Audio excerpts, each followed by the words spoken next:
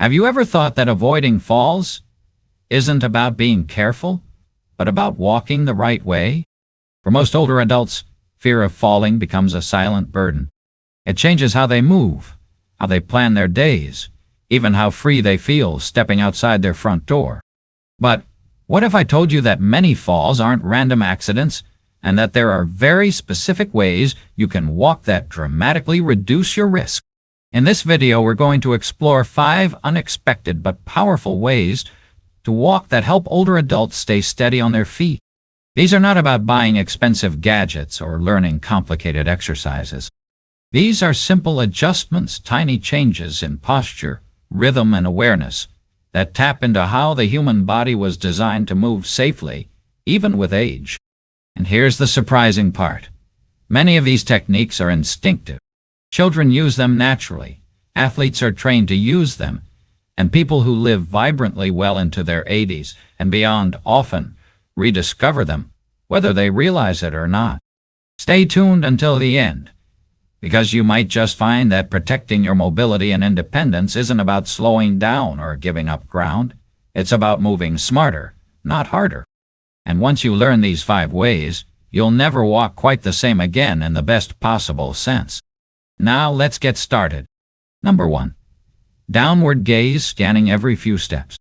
One of the simplest yet most effective ways older adults avoid falling isn't about walking slower, it's about where and how often they look. People who rarely fall have developed a quiet habit of letting their eyes gently scan downward every few steps. Not with a constant downward stare, which can actually throw off your balance, but with brief, rhythmic glances that help your brain keep track of what's coming. When you walk, your eyes are your first defense. They're constantly feeding information to your brain about changes in surface, shadows, slopes, and small obstacles. But what happens as we age is that vision starts to narrow. We become more focused on where we're going, not what's underfoot. And sometimes, without realizing it, we hold our gaze straight ahead, like we're powering through the day instead of walking in partnership with our surroundings. The solution isn't to walk while looking at the ground nonstop. That creates stiffness in the neck and throws your posture forward. The key is to use what's called a predictive gaze strategy, a fancy term for a simple habit. It means gently shifting your gaze downward every 3 to 4 steps, just for a second, to quickly scan what's ahead and make minor adjustments. Then you return your eyes forward, confident in what your feet are walking into. People who naturally adopt this rhythm tend to fall less, not because they're cautious, but because they're aware. They know what's under them before it becomes a surprise. They see the uneven sidewalk, the garden hose, the edge of a rug before they step on it.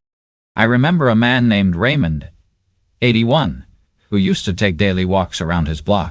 When asked how he avoided tripping over cracked pavement or tree roots, he said something that stuck with me.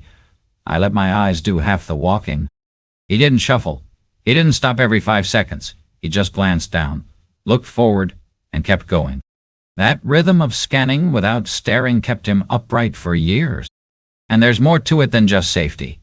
When your brain is constantly receiving and processing new information from your surroundings, it stays sharp. It stays engaged. You're not just walking. You're interacting with the world, and that ongoing engagement is what keeps both the body and mind alert. So if you find yourself staring straight ahead, or worse, zoning out while you walk, try changing the rhythm. Add those short, thoughtful glances to your stride, not to be fearful, but to be present. Let your eyes guide you the way they did when you were younger, and more instinctively tuned into your environment. Because the truth is, balance isn't just about muscles or bones, it's about attention. When you learn to let your eyes lead the way step by step, you give yourself one of the best tools to stay steady on your path. Number 2, a slight forward lean from the ankles. One of the most surprising ways to walk more safely, especially as we age, is to gently lean forward, but not from the waist, not by hunching or bending the upper back. The kind of lean we're talking about here comes from the ankles, and it's so subtle You wouldn't even notice it unless you were looking for it. Here's why it matters. When you walk completely upright with a rigid posture, chin up, shoulders back, torso stiff, you may feel like you're standing tall. But what often happens is that your center of gravity ends up behind your stride.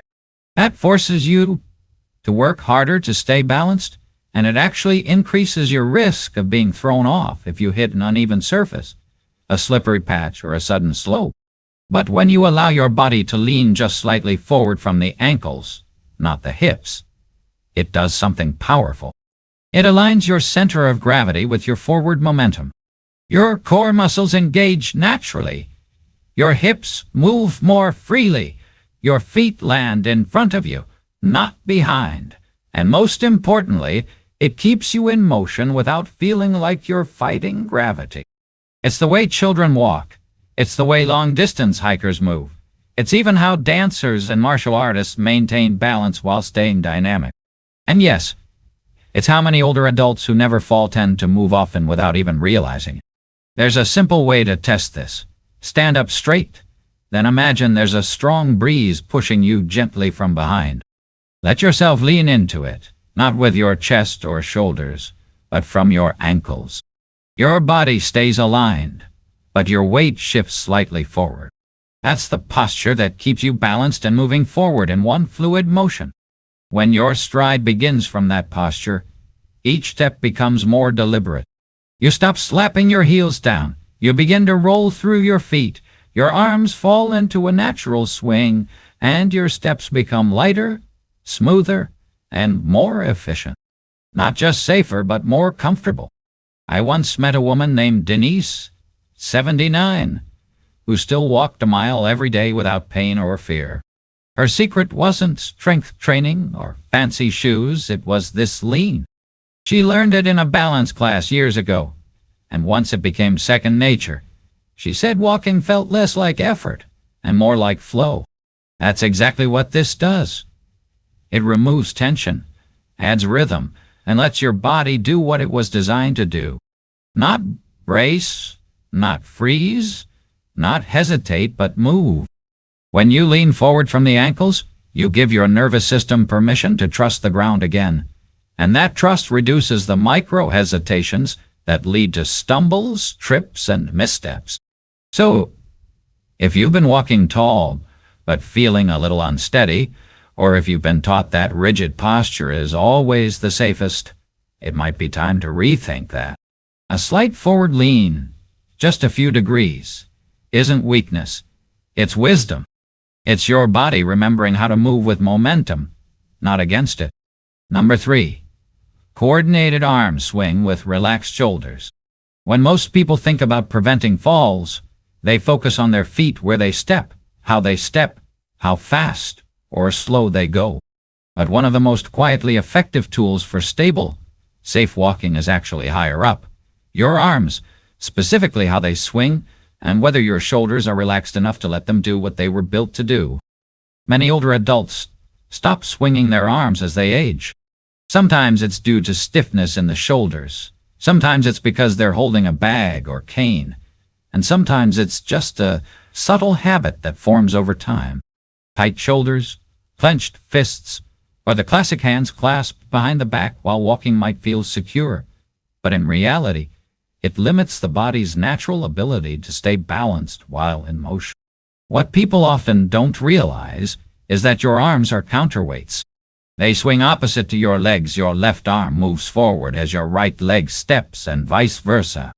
That movement isn't just decorative. It's part of how the body maintains stability through momentum.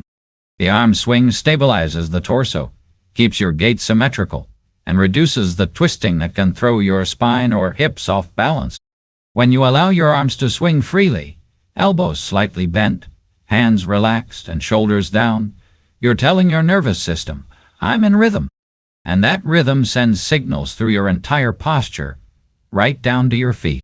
It keeps your upper and lower body synchronized, improves timing, and helps your brain map each step with more accuracy and ease. There's even research to back this up. Older adults who stop using their arms while walking tend to develop a more rigid, narrow gait, which leads to shorter steps, less trunk rotation, and increased risk of imbalance. But those who maintain or restore a natural arm swing tend to walk with more confidence, more stability, and less fatigue. I knew a man named Carl, age 82, who used to shuffle slowly through the hallway of his apartment complex. When asked if he ever swung his arms, he chuckled and said, "I haven't done that since disco."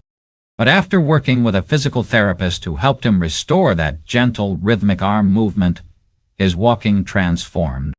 It became smoother, and he stopped grabbing the walls. His daughter even said, "Dad, you look taller now." It wasn't magic. It was muscle memory.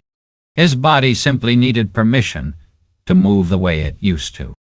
So, if you've been holding your arms stiffly when you walk, or if you've stopped using them altogether, try letting them move again. Let your hands rest open. Let your shoulders soften, and let each arm swing naturally as you step. You don't need to exaggerate it, just let it flow. Because the truth is, safe walking isn't just about what happens below the waist. It's a full-body activity, and when your arms join the rhythm, your entire frame becomes more balanced, more coordinated, and far less likely to take an unexpected tumble. Number 4, pausing briefly before changing direction. There's a small habit that many older people who never fall seem to do naturally. They pause just for a second before turning. Not a dramatic stop, not a hesitation born of fear, just a tiny, thoughtful moment where the feet slow down, the body aligns, and the brain recalibrates. And that pause, brief as it may seem, can mean the difference between staying upright and taking a spill. As we age, our ability to shift momentum from one direction to another begins to change. The brain's reaction time slows a little, the joints don't rotate quite as smoothly, and the inner ear, the part responsible for balance and orientation, may not send signals as quickly as it once did. Turning, which used to be automatic, becomes one of the most dangerous moves an older adult can make, especially if it's done too fast or without thinking. But the good news is, your body knows how to adapt. People who age well often develop what researchers call anticipatory postural adjustments. That's just a fancy way of saying they give themselves a second to prepare. They slow down slightly before pivoting, let both feet plant before twisting, and move like they're dancing with the floor, not rushing to escape it. I once spoke with a retired teacher named Linda, age 85, who said she hadn't had a fall since her early 70s. Her secret? I always pause before I turn. That's my rule: hallway, kitchen, grocery aisle, doesn't matter. Feet first, then body. She didn't say it like it was special. She said it like it was just common sense, and maybe it is. Think about it. Most falls don't happen while walking in a straight line. They happen when changing direction, reaching, turning quickly to respond to someone, or navigating tight spaces. Those are the moments when the brain and body have to coordinate dozens of tiny adjustments all at once. And if you're even slightly off balance, that's when the floor shows up faster than you expect. But when you pause, when you let your eyes lead, let your body center, and then turn, you give your nervous system time to catch up. You shift from reaction to intention. You stop moving like you're being chased and start moving like you're in charge. And here's what's even more encouraging. Adding that pause doesn't make you slow, it makes you confident. It adds grace to your motion. It turns walking into something more grounded, more elegant, and far less likely to end with a stumble or a bruise. So if you've ever felt dizzy while turning around, or if you've caught yourself making quick pivots out of habit, try this instead. Pause. Plant your feet. Let your head turn first, then your shoulders, then your hips. Give your body time to realign before it redirects. It might seem like a small thing, but in the world of longevity and fall prevention, small things are often the most powerful. Because 1 second of pause today could mean many more years of independent walking tomorrow. Number 5, wearing slightly heavier, tactile shoes. Most people think of shoes in terms of comfort, cushioning, support, slip resistance, and yes, those things matter. But what many don't realize, especially as they grow older, is that the feel of the shoe matters just as much as the fit. And one of the most unexpected ways to reduce falls is by choosing footwear that offers feedback specifically, shoes that are slightly heavier and allow you to feel the ground as you walk. Here's why. As we age, the nerves in our feet can become less sensitive. You might not notice small changes in surface texture, subtle shifts in slope, or tiny debris underfoot. Your foot might not fully register what it's stepping on until it's too late. And when your brain doesn't get that sensory input in time, balance becomes much harder to maintain. But shoes that provide tactile feedback, meaning they give your feet information about the ground with every step, can help restore that missing connection. These shoes don't need to be bulky or stiff. In fact, overly soft or ultra-lightweight shoes can actually be part of the problem. They may feel nice at first, but they often dull the foot's awareness of what's beneath it. Now, when we say slightly heavier, we don't mean clunky boots or shoes that weigh you down. We're talking about just enough weight to give your body a sense of groundedness, enough structure, that when you walk, you feel your heel strike the ground, your toes push off, and your entire gait stays engaged from start to finish. I met a retired nurse named Margaret, 83, who swore by her old leather walking shoes. They weren't flashy, they weren't even that expensive, but she said they made her walk like she meant it. Every step gave her feedback. She could feel the sidewalk through the sole just enough to stay alert, not enough to hurt. And this tactile awareness has another benefit. It makes you more conscious of your walking. It keeps you in tune with your stride. You're less likely to drag your feet, less likely to catch a toe on a rug, and far more likely to lift, land, and roll through each step with intention. Shoes that are too soft, too loose, or too quiet can encourage a shuffling walk, and shuffling, over time, increases fall risk, especially indoors, where throw rugs, uneven floorboards, or small steps become invisible hazards. But shoes that hug your foot, anchor your heel, and provide that sensory contact, they encourage movement that's active, not passive, grounded, not glazed over. So if you've been wearing slippers all day, or if your favorite pair of sneakers feels like air on your feet, it might be time to reevaluate. Try walking in something with a bit more body. Feel the difference in your stride, and pay attention to how your feet talk to your brain when they're actually getting clear messages. Because staying on your feet isn't just about muscles and balance, it's about awareness. And the right shoes don't just protect you from the ground, they reconnect you to it. And that reconnection might be one of the most underrated secrets to moving safely, confidently, and independently step after step, year after year. Final thoughts. As we wrap up this video, take a moment to reflect on the 5 unexpected ways you just heard. They weren't complicated, they didn't require special equipment, expensive therapy, or massive lifestyle overhauls. What they required, what they offered, was awareness. Awareness of how you walk, how you turn, how you carry your weight, how your body listens to your environment, and how the smallest shifts can lead to the biggest changes in stability. The truth is, most people think falling is a random event, an accident. But the reality is, falling often starts long before the moment someone hits the ground. It starts in the habits we form, the shoes we wear, the way we move through our homes, and the attention or inattention we bring to each step. And here's what I hope you take from this. You don't have to be afraid of walking. You don't have to avoid movement just to stay safe. In fact, the more intentionally you move step by step, scan by scan, swing by swing, the more your body will remember what it already knows. How to stay upright, how to stay grounded, and how to keep going. So, which one of these 5 stood out to you the most? Is it the idea of letting your arms swing again? Planting your feet before turning? Feeling the earth beneath you through better shoes? Maybe you've already been doing one or two of these without even knowing they were making a difference. Let us know in the comments. Your story might be exactly what someone else needs to hear today. Thank you for joining us today. We'd love to hear from you. Leave a comment below and share one thing you learned today and how you plan to use it in your life. Your thoughts are important to us, so don't hesitate to share them. Reading your comments gives us great motivation and encouragement. If you enjoyed this video and found it helpful, please like, subscribe, and share. Your support helps us continue creating good content to inform and inspire you.